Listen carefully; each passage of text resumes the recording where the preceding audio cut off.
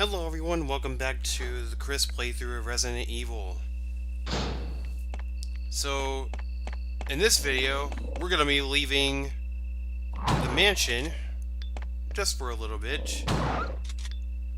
And I just took down the zombie dog, otherwise known as the Cerberus, which is actually a three-headed dog. I don't think it couldn't possibly exist. But I don't know why they would name a zombie dog after a three-headed fictional dog. So, here I am placing the crests where they belong. You can put them in any order you want. It will unlock this door, and it will lead to another part of the game outside the mansion.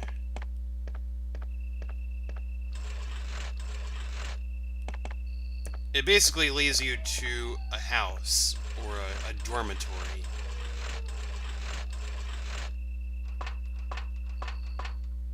So make sure to go up here and grab this crank, because you will need it, especially for this next part. But this isn't just a crank. It's a square-shaped crank. Also, make sure to go to the left barrel and grab the small key.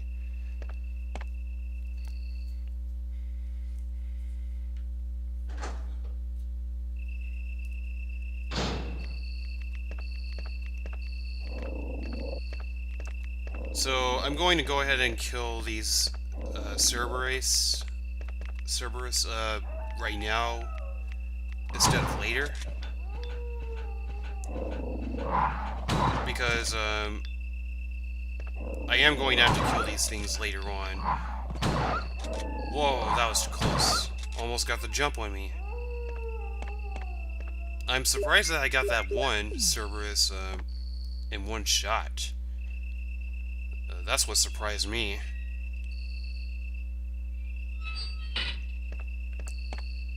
And Chris is actually known for being the hardest, for having the hardest game in the hardest campaign in the whole game. Harder than Jill's. And that is absolutely correct, because this game is very unbalanced. By the way, this is what you will need the square crank for. The water is running down.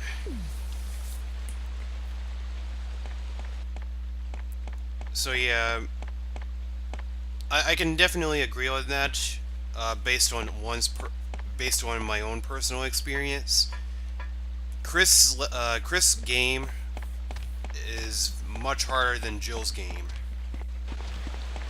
because for one thing, she has less enemies to deal with, and she gets more weapons. Well, she has one extra weapon with 3 different ammunition opportunities.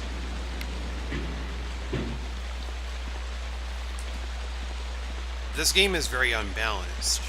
I will admit that. But I feel I really shouldn't compare this game to the remake. I mean, this is the original Resident Evil, and it's not the best. It's not the best game of the series. It's not the best classic game. But the rest of the games in the series did everything better than what the original Resident Evil did. But this is a starting point, and the series wouldn't exist without this. And I think this was a great place to start. It's like the original Crash Bandicoot. It wasn't very difficult, primarily due to the controls. that game had problems. This game has problem too. I mean, what the this game has problems too. And I hope you're not arachnophobic,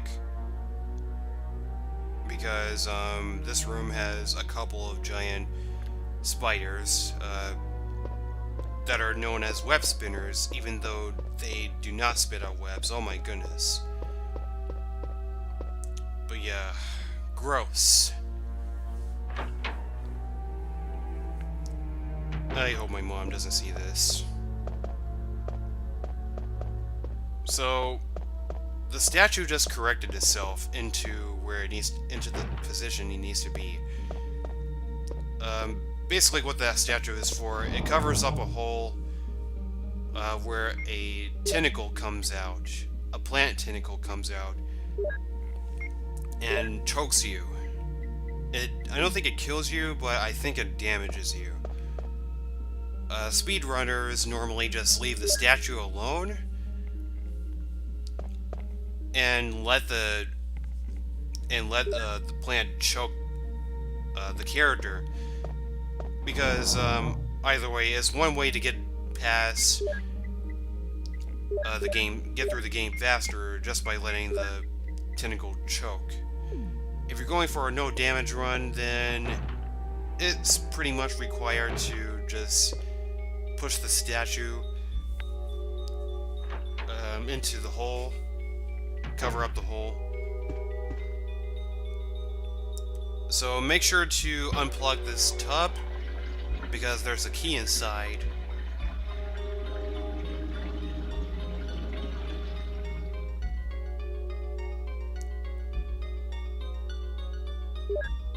We won't be using this key until later on, when we get to a certain point in the dormitory. But better just grab this key for right now. Now, unlike the first part of the mansion, oh my goodness. Oh gosh, what have I done?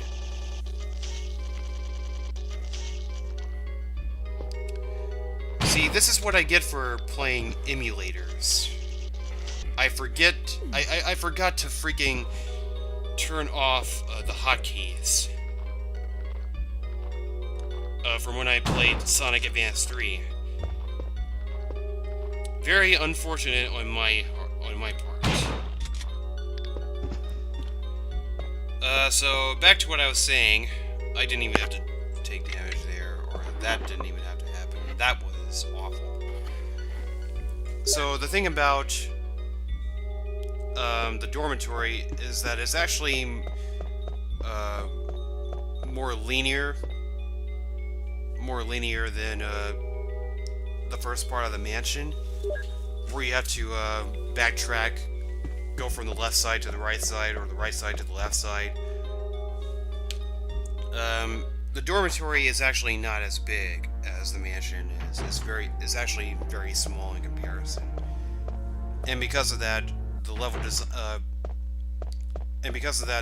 the design is very linear, and it's kind of easy to get from point A to point B. And each key that you find has only one use. You can go over here to this corner to grab herbs, green herbs. I just went ahead and grabbed one of them since my condition was yellow. Oh wait, I forgot to talk about the conditions. There are 4 different conditions. Well, 5 if you count the poisoned condition. By the way, here's the key code. In that room with the spiders, if you go to that board, the game board, it basically tells you the code. It basically just gives the code to you, and with that you unlock it. The pool table. That's where you get the code, the pool table. So, Yeah, Chris does not know how to use chemicals. He is completely oblivious of it. And the way the conditions work in this game, your health conditions work. First of all, you can only look at it via the inventory menu. Second, um, the green line indicates that you're at your highest possible health, or you're close to the highest possible health. When the fine meter turns yellow, that means you've taken about 25% of damage. When you've taken 50% of damage, your condition turns to caution, which is orange. And when you've taken 75% of damage, then your condition turns red, which means that you're in danger. By the way, I just used one of the dormitory keys to get inside this area. You don't have to go inside that bathroom. It just has a zombie in there and handgun clips. Make sure to grab the old keys so you can get the shotgun shells out of here. There's a map on the wall as well. Plant 42 report. Pretty interesting information on the boss to come, which is known as Plant 42.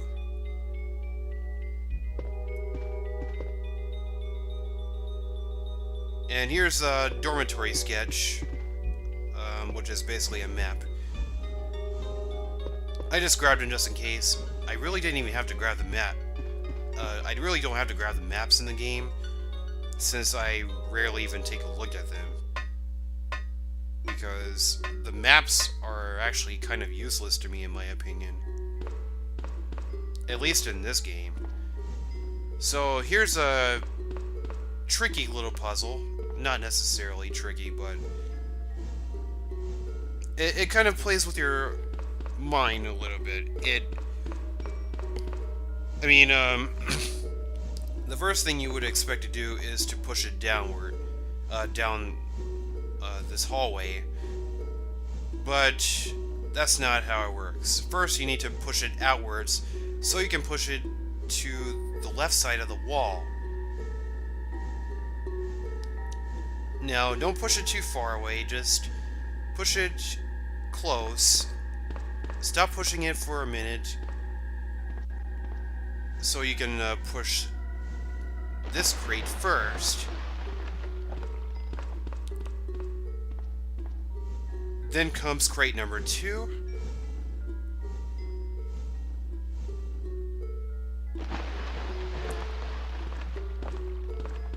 And back to crate number 3.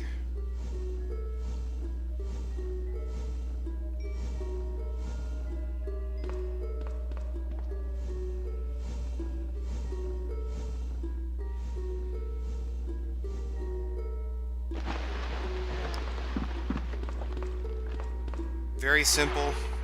Very simple. Oh boy, we're running in water now. Wonder what's on the other side. Why is there so much water here? And there's really no detail into this area whatsoever. We've got some tiny sharks here. There's supposed to be a big shark here, called the Neptune shark.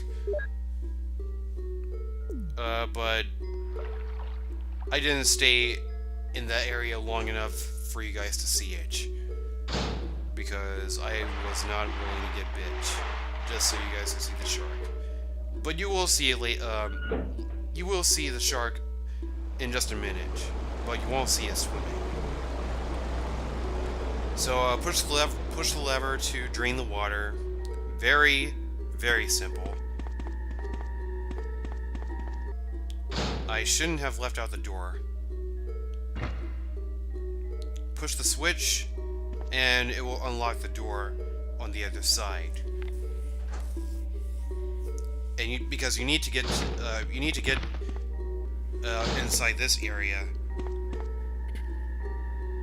Because not only does it have 2 handgun clips,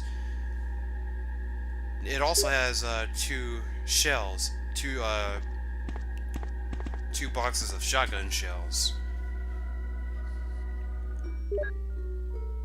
So we're just stocking up on ammunition right now.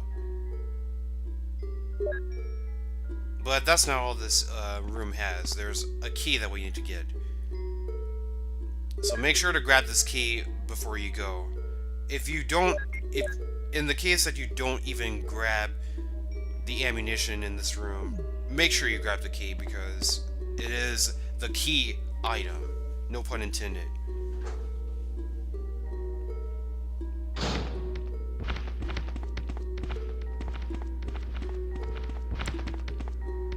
So here are the three sharks flapping around. I don't think they do anything. I think if you get close enough to them, the big one will especially start to, try to bite you. I'm actually not 100% sure. I never built up the balls to literally go up to it to see what it will do to me. But yeah, just going into the aqua ring is actually quite underwhelming, especially after you play the remake.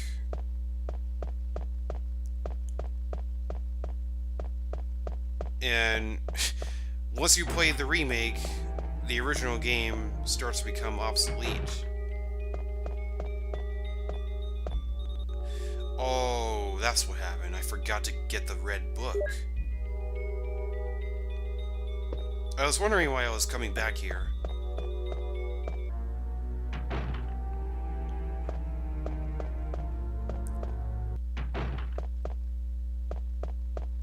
That zombie really distracted me earlier. I did not know that was going to happen.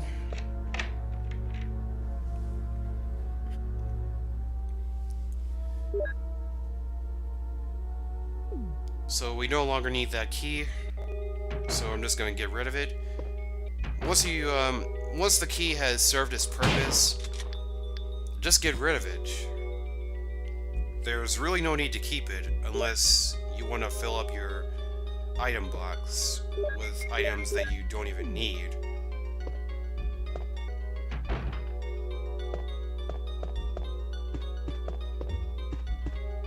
There's another drawer there that requires the old key, but I didn't open that one because oh, by the way, this VJolt file is actually very important for the Plant 42 boss. So you might want to read that because it's very important. Chris doesn't understand it, but somebody else does. So this is what you need the red book for. Oh, and as I was saying, the drawer contains an ink ribbon inside, so I didn't bother getting it.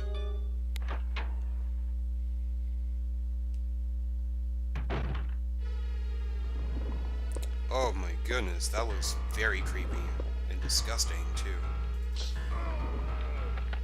Did Chris just let himself get grabbed?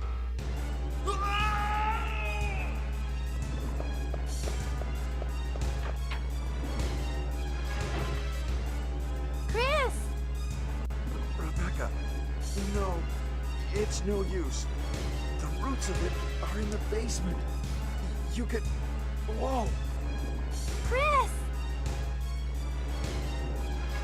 Take this file with you. Use the information in it in order to make the potion. Then kill the root. Rebecca, please.